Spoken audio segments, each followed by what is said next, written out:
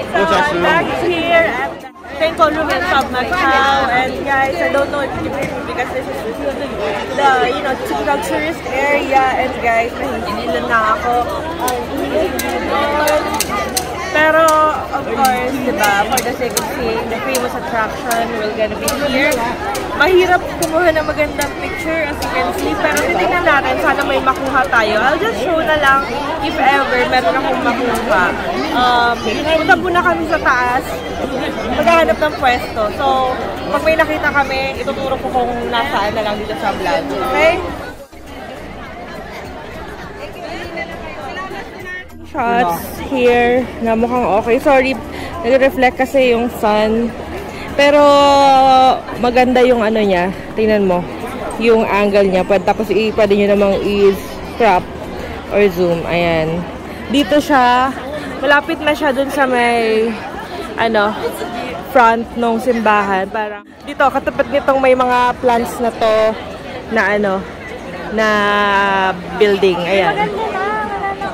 Tapos, dito, ayan. Tandaan nyo na lang yan. Okay? Sige, ito. Mas maganda pa daw. So, more picture. So, ibinuksan ko na kasi yung binigay na free candy ni ate. So, ito na yung Macau Ruins or St. Paul Ruins na nasira noong may bagyo, nasunog ata. Diba funny? If I am not mistaken.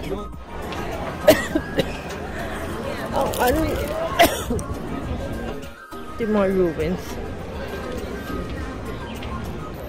Gusto mo dyan sa may cylinder. Ito yung mga relics nung sa simbahan, diba?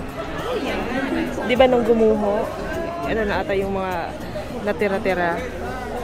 Tingnan natin dito para sure.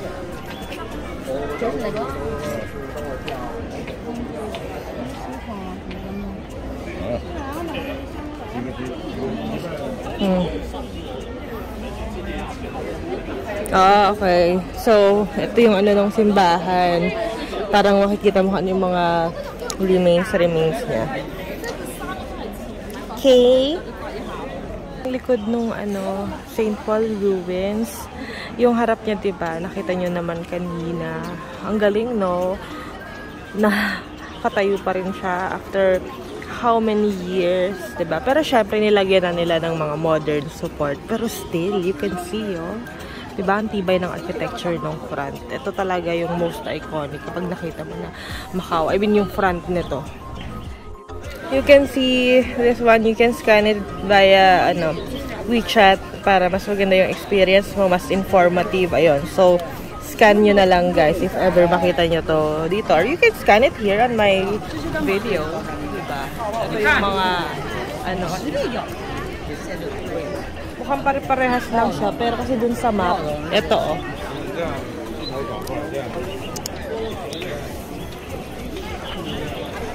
parang ito ata siya, ito may mga tombs, may division. Ayan, ang hirap i-explain pero nagigets ko naman siya. Basta part siya ng old church. Ayan. Kumbaga, ito yung old church na imagine niyo to. Tapos, ang natira na lang, itong front. Then pala, you can see the Grand Lisboa dito sa Macau Ruins. Ayun siya, Then, etong side na to, Instagrammable din to. May picture ako niyan dati. Lalagay ko na lang dito para makita nyo. Pero bababa ako ngayon kasi alam kong maganda tong spot na to Colorful din yung buildings, diba? Daanan na muna namin si Mami sa baba para kasama namin. Oh my God! Ayan! Dami pa rin ang tao. Oh my God! Macau! Parang nag-video, parang mag-vlog siya. Ganyan yan pag bumababa kami. Sa Buda, binidyo din kami ni Mami.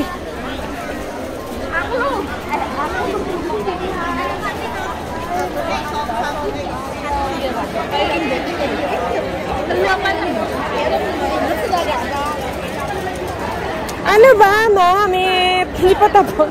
Kala ko tapos na. Ma!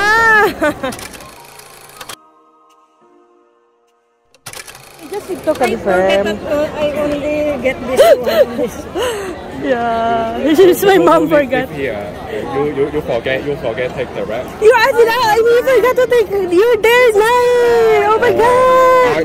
I stay here. Because of that bag. Thank you. Thank you. You check. You check here. You check here. Anything for the money? No, it's okay. It's okay. It's okay. It's okay. No one. Thank you. Oh my god. Okay. Thank you. That's why you're here. Thank you. Did somebody report it to you or you just saw it? Somebody report it. Wala. Okay, Giovanni. Passport. Here. IDs. ATM cards. Cash. See, that's awesome. Nasa ano, It's okay. Thank you so much. Thank you. Oh my God. May ang tagalin nila doon. Ay, pala may police pala doon.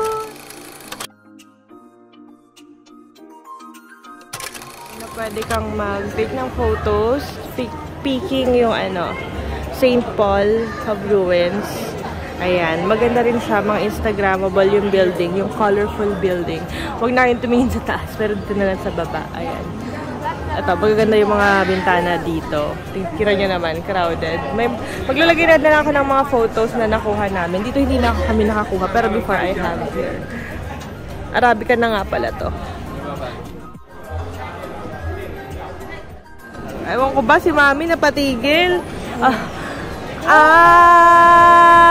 Okay. Nag-contemplate yung cat kung lulukso siya. Okay, ayan, bumalik siya. Tapos parang mag-contemplate ulit. So, halimbawa, ito kasi yung papuntang St. Paul, parang easiest daw bumaba, parang taxi going there kasi balik doon crowded. Doon kasi sinara nila yung space. So, ito, mga 20 steps lang daw to siguro. Sige, doon na lang. Go? Sige. Buti na lang tinulungan tayo ni Kuya na Pinoy na lokal dito ng tamang way. Sakit na kasi ang paa ni Mami eh. Tuhod. In fairness ha.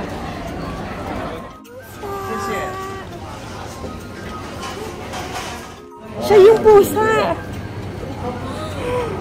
Diba? Mami, siya yung pusa. Oo, ayun o.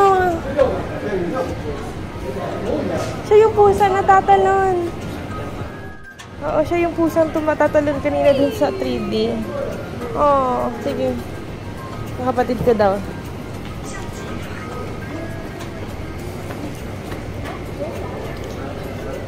Ako yung cat. Wait lang.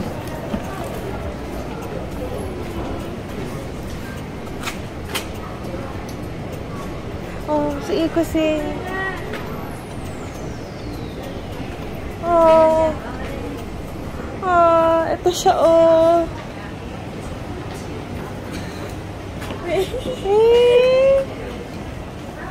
Meme. Hello.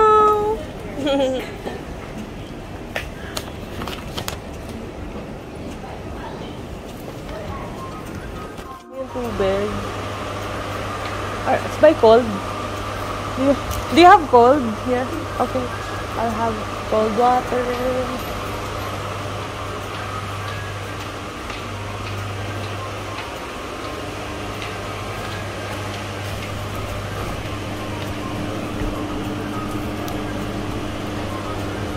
Parang gusto ko mag-coke.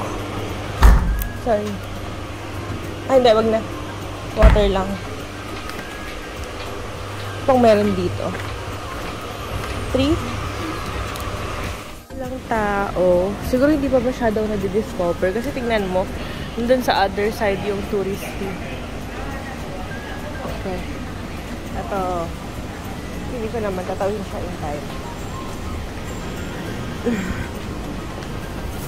Na maglakad-lakad na walang mga tao. Pero kasi, syempre, wala. Diba? But, I'm happy kahit paano nakabalik ako ng Macau. Even if it's a short time.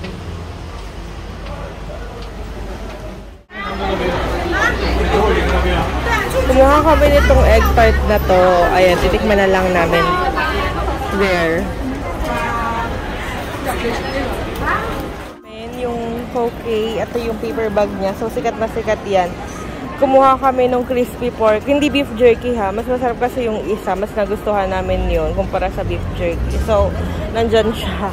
Ano na lang, sa amin na lang. Sa bahay na lang namin bubuksan sa Pilipinas. At least may nabili. Very, very short lang. Like half day. Hindi nga. Talaga siya umabot sa day. Kasi bahul din sa time. Kasi lalang din naman nalit namin. Promise. Pero babalikan na lang. Balikan na lang yung mga other hotels and all. Tapos, malay nyo, pagbalik namin, doon pa kami naka-check-in, diba? Chares. Mahal, pero kaya. So, daanan na lang namin. Ito pa. Ito yung Hotel Lisboa.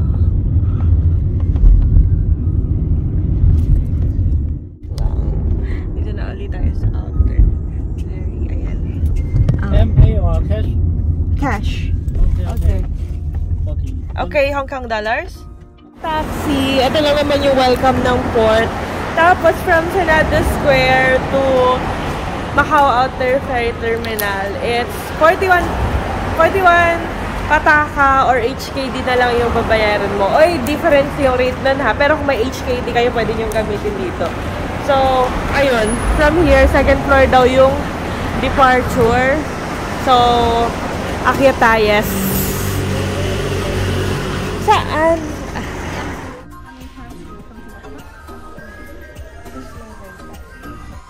Ito na yung Portuguese egg tart ng, Koke Bakery. Yung pinakita ko sa inyo kanina. Ayun, kakainin na namin. Ayan na. Ni-start na nung kapatid ko. Ay, mami, hindi ako nakakalimot ng bag. Ako pa ba? Kumusta? Ikaw, mami, how was it? Mamaya natin. Tikim pa lang ito. Nagsimula. Patikim.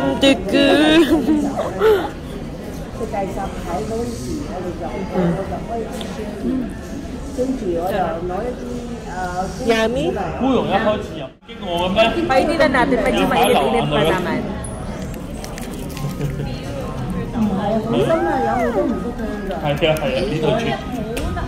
Really? Sarap ah. Crunchy. Sarap ah.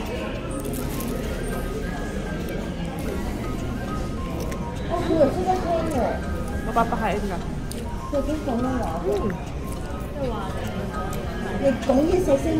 Lasa yung itlog. Yun nga, sabi ni mami. Lasa yung itlog. Kain na muna ako.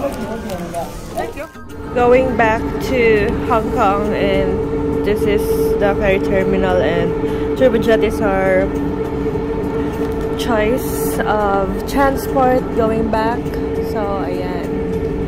Nandun yung Sands Hotel. Sakay na kami. Kamaiwan.